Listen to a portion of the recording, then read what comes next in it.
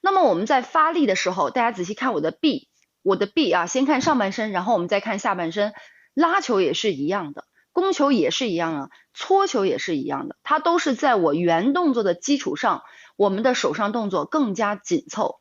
加速紧凑。那么在手臂加速这一瞬间，你看我放慢动作来看，实际它每个手臂的力量都应该是绷紧的。什么叫紧凑？实际上就是我不是这样的，我是这样的，我是提起来引拍出球这一瞬间，我的动作从我的手臂来说，它应该是绷紧的，反手也是，正手也是。那么我按照我正常打球的动作框架，因为我们的动作是不一样的，拉打。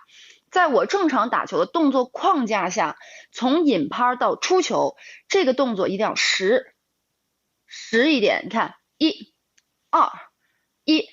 二，哈。如果在这个过程中，我的手臂开始晃了，我们开始晃，那这种情况就会导致我们打球变形，啊，这就是变形的主要原因。所以我的手臂在出球这一瞬间，它一定这个力量是实的。看实的，手臂千万不能晃啊，并且要加速，在引拍及动作出球的这一瞬间，动作一定要提起速度来，就是所谓的一个动作节奏，不能再慢慢悠悠的发力，跟你紧凑型的发力就会相差很多力量。这个力量是因为你加速而产生的，而不是你手上发死力而产生的。那么你的上台率呢，就会大大增加很多。来，身体动作，像我经常说的，腰腹是始终要收腹的啊。但是我们业余球打球一发力的时候，容易推，你看容易推往上顶，这个动作容易往上顶，看到没？这个位置，其实这是一个核心，核心绷不紧。看啊，我们正常一打球的时候散花了，散了，实际这个力量应该绷住，看抱团把它绷住了，看。拉球，攻球，千万别，这就是散的。这一板偶尔能上台，可以没问题。你散完之后的下一板，它是一个问题。我们迅速把身体从一个放出去，一直在给它收紧，再收回来，这个过程就会影响到你的衔接，对吧？因为很多人的衔接球不好，其实衔接球不好的主要原因，它跟我们这个身体出去了，然后又很难收回来，有很大的关系。是你的上一板、你的还原和你的一些错误的习惯动作，导致你下一板的衔接不好，而不是很多人。我打个比方，很多人觉得我一下一上一下一上这球，上旋球总是打不好，然后我们就不停的去练上旋球，然后你会发现你单独的上旋球你打得很好，但是一下一上之后你就不会了。实际上不是你的上旋球不好，而是你的下旋球拉完之后的这一板还原及你的引拍位置、踩位、击球点、击球空间什么时候打，而导致的我们这个点不好，上旋球失误了。是你的上一板的还原和中间这个过程衔接的过程，你有很多地方做错，所以你才会导致上旋球接不上，而不是你本身的上旋球能力不行它是一个衔接我们大部分普遍球友出现的问题。所以我们在打球的时候，我们要想发力，我们的核心呢就得绷紧。你看，比如说我正手发力、正手攻发力、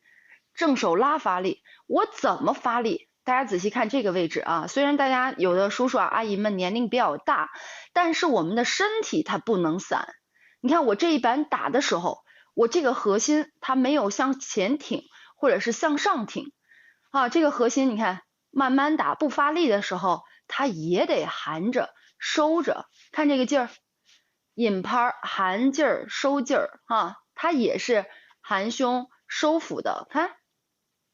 拉球。含胸收腹，含胸收腹，就是你看小韩其实现在没有发力动作，没有发力的动作，这个位置就像你抱了一个球一样，它始终都是抱团紧凑的感觉，搓球、拉球、防守等等这种攻球，它都是这样的。所以我们在发力的过程中，我们的身体它不能散掉不能不能这样去发力。整个的力量，你看，比如说我们的正手力量，我们是在身体外侧进行引拍的。那么我们从一个外展到内收的这个动作，身体的这一下，看，我给大家形容一下哈，这一下力量就是停啊，停住，停住。但这个力量呢，它不叫拧啊，拧就是这种啊，停住，你看，停住，停住哈。我们在引拍出球的时候，这个身体的力量，就这个力量，这个力量，它的感觉是什么？是这种，看这种力量啊，这种力量，大家能看到身体吗？啊，如果说大家觉得，哎，我的身体啊，可能我的身体这个做不到这样，那你也不能这样拧，看啊，它是一个球完之后，我的身体从引拍到出球的时候，跟着我的身体，我这个动作挥到眉毛上了，我的身体就应该停住，啊，停住。但他们两个是既停的，而且它是有突然性的，就跟刹车这种感觉，停住啊，停住，你不能让它不是一个这样的身体动作，它应该是绷紧，看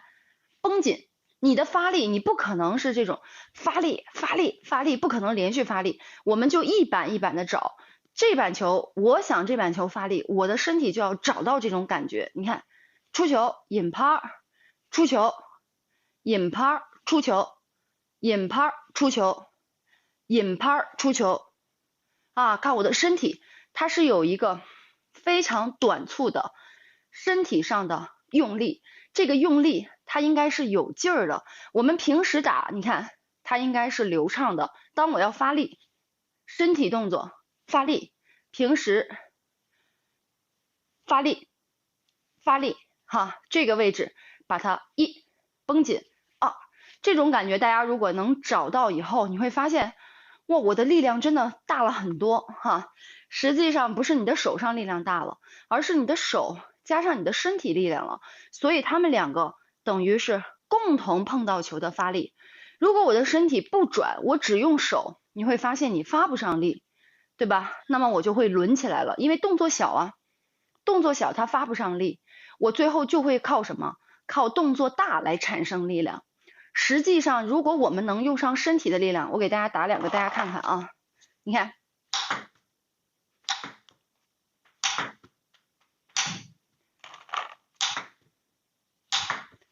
实际上，我们要是用上身体力量，这个球我小的动作，上台的动作，我加上身体力量，这个力量它的杀伤力已经很大了。关键点就是我们怎么能让我身体的这个力量跟手上的这个力量共同在来球的时候合上这个力量啊，这是我们其中大家要多次去感受的这个关键啊，就在这个位置，这个位置，这个位置。关键点在这儿啊！